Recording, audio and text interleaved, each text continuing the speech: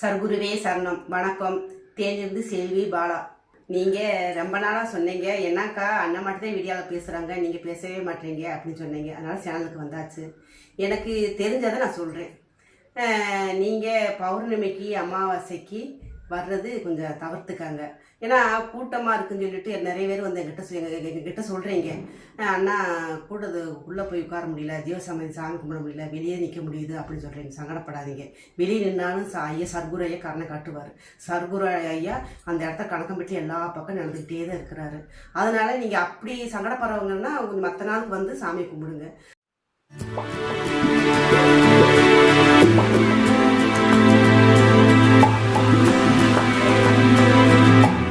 பௌர்ணமிக்கு அமாவாசைக்கு வரணும்னு நினச்சா வாங்க, வந்து அந்த எங்கே வந்தாலும் எங்கே வேணாலும் உட்காந்து சாமி கும்பிடணும்.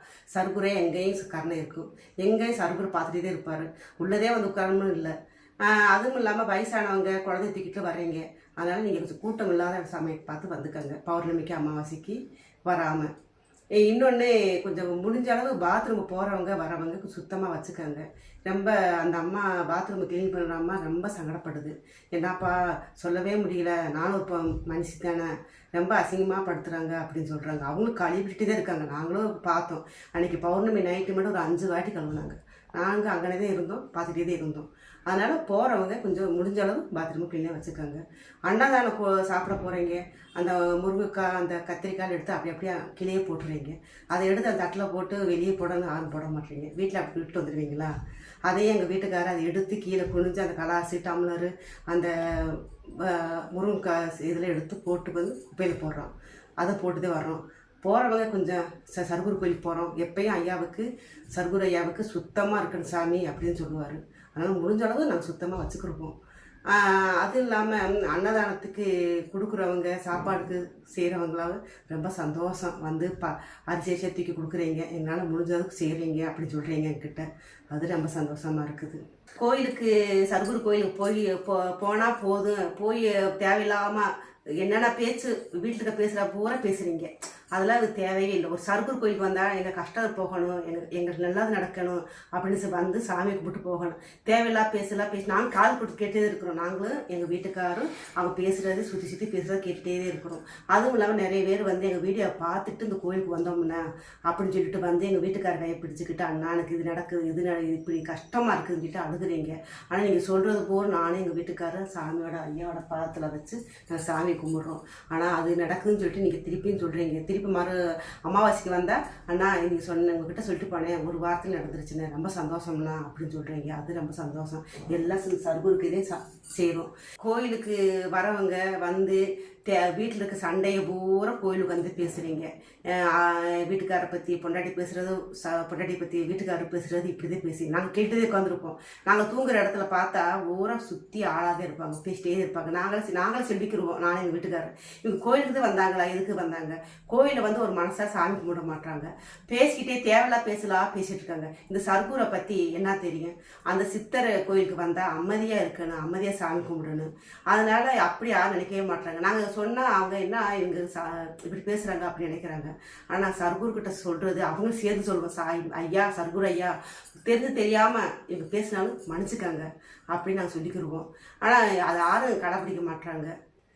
விரிய மரத்தில் மகுமை எங்கள் வீட்டுக்காரர் வட்டம் வீடியோ போடும்போதெல்லாம் சொல்லுவார், இந்த விரிய மரத்துக்கு வந்து 1/2 மணி நேரம் உட்காந்து தவம் இருங்க, உங்கள் மனசை குறைய பூரா சொல்லுங்க அப்படின்னு சொல்லுவார்.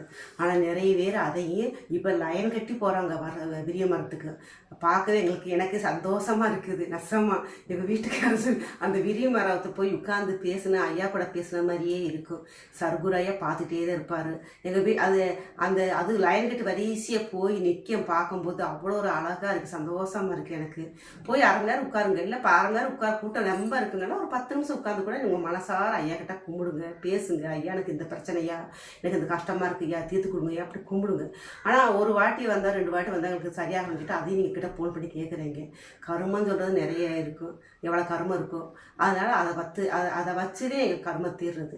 அதனால் சர்க்குரையா எல்லாம் பார்த்துட்டே தான் இருப்பாங்க. நீங்கள் எண்ணிக்கிட்டே இருக்கீங்க, 5 வாட்டி வந்தேன் 10 வாட்டி வந்தேன்னு எண்ணிக்கிட்டே இருக்கீங்க. இதெல்லாம் கோயிலுக்கு போய் என்னலாம்மா உங்களை உங்களால் முடிஞ்ச அளவு எப்போ உங்களுக்கு தோது அப்போ வாங்க. ஆனால் ஒன்று சொல்கிறேன், பௌர்ணமிக்கு அமாவாசைக்கு தான் அந்த கூட்டத்துலேயே வந்து நாங்கள் நிற்கணும்னு நீங்கள் அவசரப்படாதீங்க. அதுக்குள்ளே போனது ரொம்ப வருத்தப்படுறீங்க. நான் ஜீவசமாதிக்குள்ளே போய் உட்கார முடியலன்னா ரொம்ப வருத்தப்படுறீங்க. அந்த வருத்தமே தேவையில்லை. மற்ற நாள் எப்போ வேணால் ஃப்ரீயாக வாங்க, உள்ளே போய் உட்காருங்க. உங்களால் மனசார வேண்டுங்க, சர்க்குரு கும்பிடுங்க. ஆனால் சர்க்குரு எப்பயும் எதிரியும் இருப்பார், அதே மனசில் வச்சுக்காங்க. வீட்டில் உங்களால் முடிஞ்ச அளவு சர்க்குரை வச்சு கும்பிடுங்க. உங்க கூட பேசுவார், உங்கள் கஷ்டம் தீரும், கவலைப்படாதீங்க.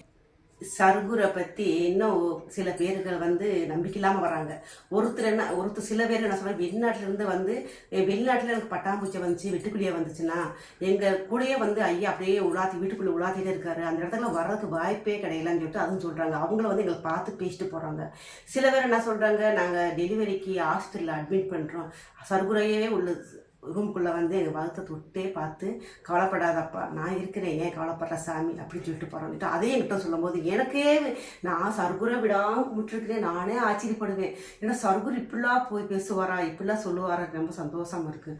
ஆனால் சர்க்குரை மட்டும் நினச்சி நீங்கள் மனசார கும்பிடணும். ஏதோ நாங்கள் கோவில் இங்கே இருக்குது போய் சாமி கும்பிட்டு வரலாம் அப்படின்னு வராதிங்க. மனசார வந்து கும்பிடுங்க, கஷ்டம்லாம் தீரும்.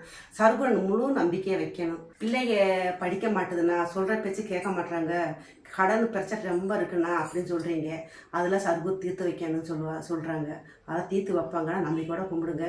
இன்னொன்று எங்ககிட்ட ஒருத்தர் ஃபோன் பண்ணி சொன்னாங்க, அண்ணா நான் இருக்கிற வீடு சின்ன வீடாக இருக்குன்னா சரியில்லை, நான் வேறு வீட்டுக்கு போகிறோம் அப்படின்னு சொன்னாங்க. நாங்களும் அவர் என்ன சொன்னார், சரிப்பா போங்கப்பா அப்படின்னு சொன்னாங்க. ஆனால் அவங்க நல்ல ஒரு சாமி, சர்க்குரோட பக்தர், புருஷனு பொண்டாட்டிக்கும் உங்களுக்கு நல்ல வீடு அமைஞ்சு கொடுப்பார் சர்க்குரு, நீ கவலைப்படாமல் இருங்க அப்படி சொன்னார். சொல்லி 2 மாதம் கூட 1 மாதம் கூட ஆகலாம், நல்ல வீடு அமைஞ்சிருச்சு. இப்போ அந்த வீட்டுக்கு போயிட்டு கோயிலுக்கு வந்து சாமி கும்பிட்டு எனக்கு ஃபோன் பண்ணி சொன்னாங்க, சர்க்குரு கோயிலுக்கு வந்துட்டு ஜீவசமாதிக்கு வந்துட்டு சந்தனமும் விபூதியும் கிடைக்க மாட்டேன்னு ஃபோன் பண்ணி சொல்கிறீங்க. நாங்கள் என்ன சொல்லுவோம், கொஞ்ச நேரம் வெயிட் பண்ணுங்கள், அந்த மோகன் ஐயா வந்து கொடுப்பாருன்னா அவர் இப்போ ஜீவசமாதி அந்த பௌர்ணமி முடிஞ்ச மறுநாள்ன்றே கொடுக்குறாங்க. போட்டு வச்சது பூரா பாயிட்டாக போட்டு வச்சுருக்காங்க. மக்கள் யார் கேட்டாலும் இல்லைன்னு சொல்கிறதே இல்லை, ஆனால் இருக்கிற வரைக்கும் கொடுக்குறாங்க. ஆனால் தீர்ந்துட்டா அப்புறம் 2 நாள் கழிச்சு வாங்கப்பா அப்படின்னு சொல்கிறாங்க. அதை வாங்கி கொண்டு போய் நல்லா பயன்படுத்துங்க. அதை வாங்கிட்டு போய் ஒரு இதில் வச்சிடாதீங்க. அந்த சந்தனமும் விபூதியும் எவ்வளோ ஒரு மகிமை தெரியுமா. நாங்களே இப்போ டெய்லி நானும் எங்கள் வீட்டுக்காரும் ஒரு கிளாஸ் போட்டு குடிச்சிட்டுதே வேலையை பார்க்குறோம். அந்த மகிமை யாருக்கு தெரியறதில்ல. கிடச்சிச்சு எங்களுக்கு, அப்படியே கேட்டோம்னா கிடச்சிருச்சு, அதை வாங்கிட்டு போய் வச்சிடுறீங்க. அது ஒரு கிளாஸ் தண்ணி போட்டு பிள்ளைங்களுக்கு வீட்டுக்காரருக்கு நீங்களும் குடிங்க. வீட்டில் பிரச்சனைன்னு சொல்லிட்டு வந்து எங்ககிட்ட சொல்கிறீங்க, நாங்களும் ஐயா கிட்ட வேண்டுதல் வைக்கிறோம். ஆனால் நடக்கும், கொஞ்சம் நாளாலாம் நடக்கும். ஆனால் கவலைப்படாதீங்க. நீங்கள் சொல்கிறது பூரா ஐயா கிட்ட, எங்களுக்காக நான் வேண்டுறதே இல்லை.